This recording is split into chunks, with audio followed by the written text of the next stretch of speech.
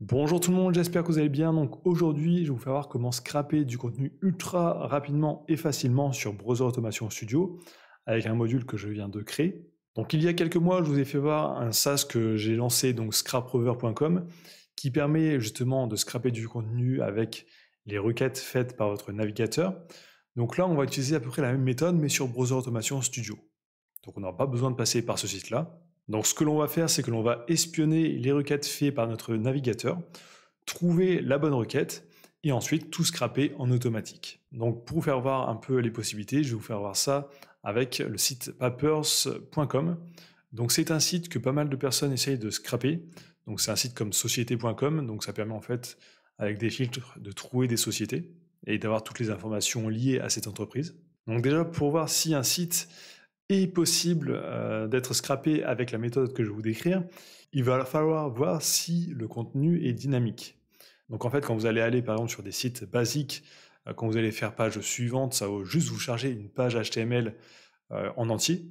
Donc si c'est le cas, ce n'est pas possible d'utiliser cette méthode.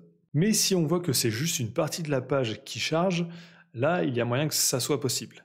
Donc pour vérifier que ce soit possible, on va faire un clic droit, inspecter.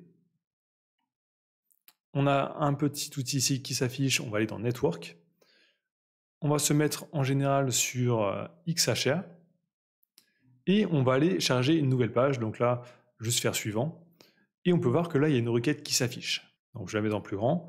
Et si on va dans Réponse, on a ici toutes les données des entreprises directement. Donc pour par exemple scraper papers.com, on n'aurait pas besoin de venir scraper ici le HTML. Donc le HTML en général sur les sites, ça change assez souvent, donc ça peut être assez chiant à scraper. Alors que là, les requêtes qui sont derrière, en général, changent très peu, voire pas du tout. Donc là, par exemple, juste en faisant ça, on peut directement récupérer toutes les informations de l'entreprise dans des cases, donc dans un fichier JSON. Par exemple, ici le sirène, le nom de l'entreprise, ici le statut, donc on peut voir c'est une entreprise qui a été radiée déjà, etc. Donc on a vraiment toutes les informations. Ce que l'on pourrait faire en manuel, c'est directement faire page suivante, etc. et avoir toutes les requêtes ici pour les récupérer manuellement. Mais ça serait long, surtout si vous avez des dizaines, voire des centaines de pages. Donc c'est possible de faire un script. Vous pourriez très bien le faire par exemple en Python. Alors j'ai jamais essayé, ça serait peut-être un peu compliqué. Mais moi justement j'ai créé un module sur Browser Automation Studio qui permet d'aider à scraper ce genre de site ultra rapidement. Donc justement le module que je vais vous présenter dans cette vidéo, il sera accessible dans la formation Browser Automation Studio. Donc si vous avez accès à cette formation ou que vous l'achetez dans le futur, vous aurez accès à ce module. Et jusqu'à demain soir, donc vendredi 29 novembre à minuit pour le Black Friday, il y a une promo de 35%, donc avec le code Black Friday. Vous aurez le code et le lien dans la description de cette vidéo si ça vous intéresse. C'est juste pour une seule journée. Donc comment ça fonctionne le module que j'ai créé pour scraper rapidement des sites web. Donc là je vais lancer le mode éditeur. Ici, quand on descend dans la liste des modules, vous avez un module qui s'appelle Scrapper HAR. Donc vous cliquez dessus. Ici, vous avez Start Setting, donc vous le mettez en premier. Donc ça, vous le mettez avant de charger la page que vous voulez scraper. Ensuite, vous allez ici ouvrir la page qui vous intéresse directement. Donc là, je vais copier l'URL et le mettre ici. Et ensuite, vous pouvez faire très rapidement la pagination. Donc là, il y a très peu de pages, donc c'est limité à 20 pages à chaque fois. Donc ce que je vais faire, c'est juste donner le contrôle en manuel pour aller beaucoup plus vite ici. Donc User Setting, Browser Control ici. OK. Donc comme ça, je pourrais le faire manuellement, juste pour l'exemple. Ensuite, je vais ajouter les autres actions. Donc là, on va utiliser l'action numéro 2, donc Extract HAR, donc pour extraire les requêtes. Et on va ajouter un filtre. Donc ce filtre ici, c'est cette URL. Donc on fait OK. Ensuite, on met l'étape numéro 3.